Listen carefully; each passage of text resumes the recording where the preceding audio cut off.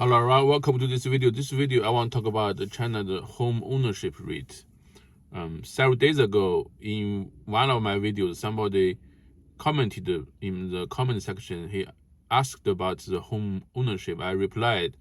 I said most Chinese, probably 90% of Chinese, at least 80% of Chinese, in their 30s or 40s, have their own homes.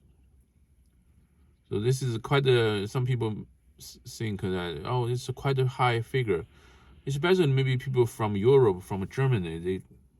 They kind of, it's kind of hard for them to understand. I know, a few years ago, I met a girl from Germany, from Airbnb, who told me that in Germany, many people, they rent houses for their whole life. So the rent is quite high. The prices of houses is even higher. But they can afford a BMW or Benz, but they cannot afford the house. But here in China, it's quite different. So the real estate market is different from the West.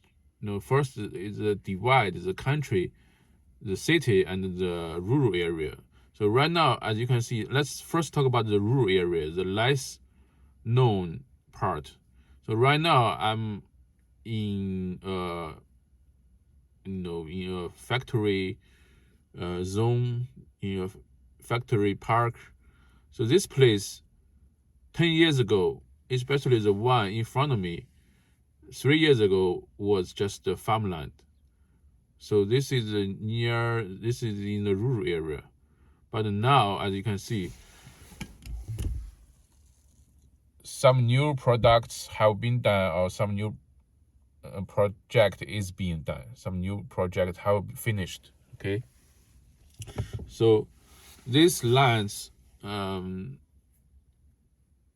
were possessed. I should not say owned, because in rural area, all the land and the houses are not owned by individuals. They are owned by the collective, which means, like, if you are living in a village, your house and your land belong to the whole village, all the people from the village. So you don't have the ownership, but you can rent, especially for the land. It's sorry, I should not say rent. It's like a contract for the land. China, after the founding of New China, after 1949, most of the lands are in the rural area were, the government took the land from the landlords and then redistribute to the farmers, to the peasants, depending on how many people you have. Each family have a parcel of land. If it's a bigger family, they have bigger land. So for 30 years, you have some kind of freedom to grow whatever you want. You have the autonomy. You have your own. You can make your own decision on what you grew. So for 30 years, but after 30 years, the contract can be renewed for free. So basically, it's your land. And for the house, in the rural area, you cannot sell your house, but in the city, you can sell your house. In the rural area, very few Chinese living in the city would buy property in the rural area, except the places near the city. They can, some people, they cannot legally buy, but they can rent, like a contract.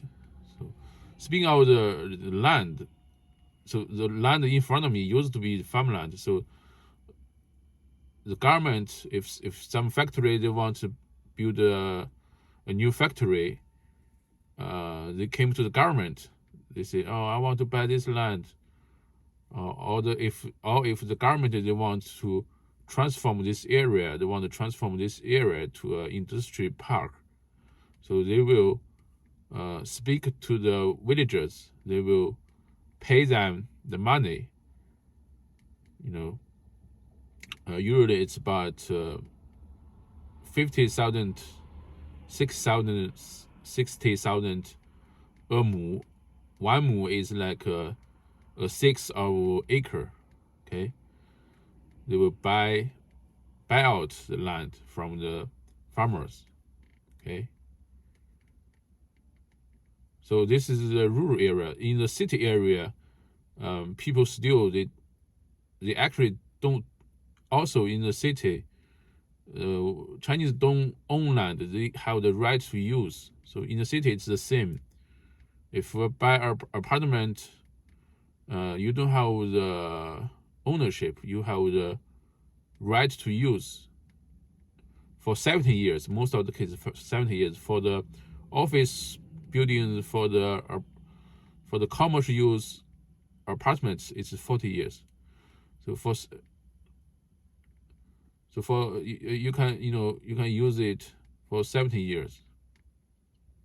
So, but what happened after 70 years? It's still not very clear. But actually, after 70 years, no houses in China can sustain 1,000, especially in the city. It's buildings, it's apartments. Maybe after 20, 30 years, when things get quite old, it has to be torn down. It has to demolished. So, but yes, you can sell, you can buy it, but you are not buying the ownership. It's buying the right to use. And another thing is that, like I said earlier, the ownership is quite high. Is that many people originally they are from the village. So like I said, the government after 1949, they will allocate a parcel of land for you to build your house. So, poor people, they may not have a house in the city, but they have their residence in the rural area. So that is a part of the reason why you don't see beggars, you don't see people sleep, you don't see a lot of homelessness in the city or in the rural area, because no matter how poor you are, you may have a small room, you might have a small shed in your village. So, and also there are some government welfare organization will take you in if you are homeless. Okay. And yes, so the house ownership is quite high, but the quality of the house is not very high, especially in the city. You cannot build your own house. In the city, you have to buy from the developer, and the developer buy land from the government. You cannot directly sell to the landlord, or you can, build your house.